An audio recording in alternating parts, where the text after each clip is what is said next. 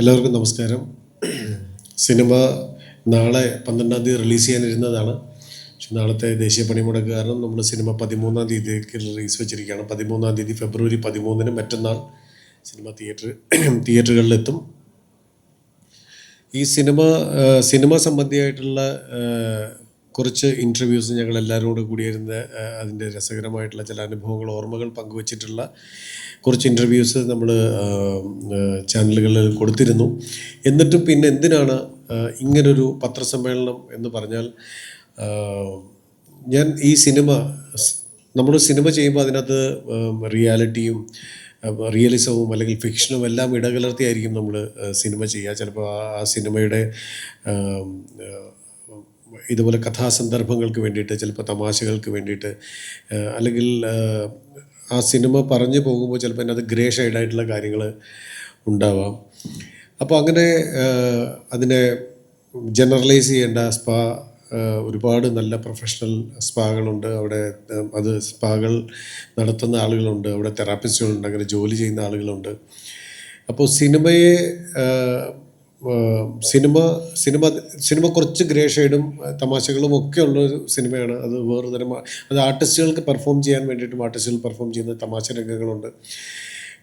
അതിനകത്ത് ചെറിയ ചെറിയ തമാശകൾ, ഒരുപക്ഷെ കുറച്ചൊരു അഡൾട്ട് തമാശകളൊക്കെ ഉള്ളതുകൊണ്ടാണ് സിനിമയ്ക്ക് സർട്ടിഫിക്കറ്റ് കിട്ടിയത്. ആ സിനിമ അങ്ങനെയാണ് ട്രീറ്റ് ചെയ്തിരിക്കുന്നത്, ഒരു തമാശ സിനിമയായിട്ടാണ് ട്രീറ്റ് ചെയ്തിരിക്കുന്നത്. പക്ഷേ ഇതിൻ്റെ വേറെ സൈഡിൽ ഇത് വളരെ സീരിയസ് ആയിട്ട് ഈ പ്രൊഫഷനിൽ ഉള്ള ആളുകളുമുണ്ട്.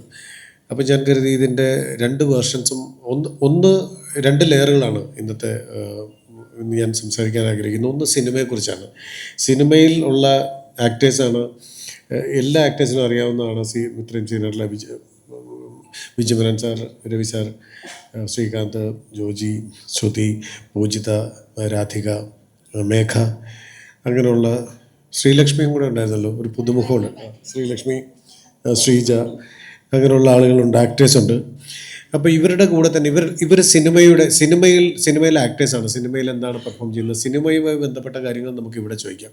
ഇനി സിനിമയ്ക്ക് അപ്പുറം ഇതിങ്ങനെ ഒരു കണ്ടംപററി ആയിട്ട് ഇങ്ങനൊരു പല കാലങ്ങളിൽ വിവാദമായിട്ടുള്ള ഒന്നാണ് സ്പാ സെൻറ്റേഴ്സും. അപ്പോൾ അതിനെക്കുറിച്ചുള്ള ചർച്ചകൾ, സ്പായിൽ നടക്കുന്ന ഇത്തരത്തിലുള്ള ദൗർഭാഗ്യകരമായ സംഭവങ്ങൾ, അതിനെ ചൊല്ലിയുള്ള ചർച്ചകൾ സൊസൈറ്റിയിലുണ്ട്. പക്ഷേ ഈ സിനിമ നമ്മൾ ഷൂട്ട് ചെയ്യുമ്പോൾ ഈ ഒറിജിനൽ സ്പാകളിലെ കുറേ ആളുകൾ നമ്മൾ ഹെൽപ്പ് ചെയ്തിരുന്നു. അപ്പോൾ അവർക്കും കുറച്ച് കാര്യങ്ങൾ ചിലപ്പോൾ പറയാനുണ്ടാകുമായിരിക്കും. അപ്പോൾ എല്ലാ സ്ഥലത്തും അങ്ങനെ അവരെ പ്രതിനിധീകരിച്ച് ആരെങ്കിലും സംസാരിച്ചതായിട്ട് ഞാൻ കണ്ടില്ല മാധ്യമങ്ങളിൽ. അപ്പോൾ ഒരു സ്പാ നടത്തുന്ന ഒരു ഉടമയ്ക്ക് ചിലപ്പോൾ എന്തായിരിക്കും പറയാനുണ്ടാവുക. സുകേഷ് അതുപോലെ ഒരു 5 or 6 എത്ര സ്പാ ഉണ്ട്, 4 സ്പായുടെ ഉടമസ്ഥരുണ്ട്. ചിലപ്പോൾ സ്പായെ ബന്ധപ്പെട്ട കാര്യങ്ങൾ എന്തെങ്കിലും അങ്ങനെ ചോദിക്കുന്നുണ്ടെങ്കിൽ ഇവരുടെ വേർഷൻ കേൾക്കാം. സ്പാ തെറാപ്പിസ്റ്റുകളുമായിട്ട് ബന്ധപ്പെട്ടിട്ട് ഒരുപാട് കോൺട്രവേഴ്സി, അതുപോലത്തെ വിവാദങ്ങളുണ്ടെങ്കിൽ, അല്ലെങ്കിൽ സ്പാ തെറാപ്പിസ്റ്റായിട്ട് ജോലി ചെയ്യുന്നതിൽ അഭിമാനിക്കുന്ന, അല്ലെങ്കിൽ അതും ഒരു പ്രൊഫഷനാണ് എന്ന് വിശ്വസിക്കുന്ന, അതിൽ അഭിമാനിക്കുന്ന തെറാപ്പിസ്റ്റുകളുണ്ട്. അതിൻ്റെ പ്രതിനിധിയാണ് സോജി, നാഗാലാൻഡിൽ നിന്നാണ്. നമ്മുടെ കൂടെ ഈ ഷൂട്ടിന് ഇത്തരത്തിലുള്ള തെറാപ്പിയായിട്ട് ബന്ധപ്പെട്ടുള്ള ടെക്നിക്കൽ കാര്യങ്ങൾ പറഞ്ഞത് ഡോക്ടർ അലൻ ഫിസിയോതെറാപ്പിസ്റ്റാണ്. നമ്മുടെ ഷൂട്ടിൻ്റെ എല്ലാ സമയത്തും ഉണ്ടായിരുന്നു.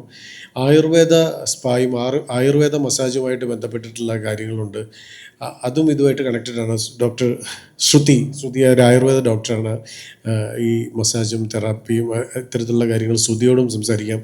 അവിടുന്ന് ഡോക്ടർ അലോപ്പതി ഡോക്ടറാണ്. ഗീതു ടെല്ലസ്, ആക്ടർ കിച്ചു ടെല്ലസിൻ്റെ സിസ്റ്ററാണ്.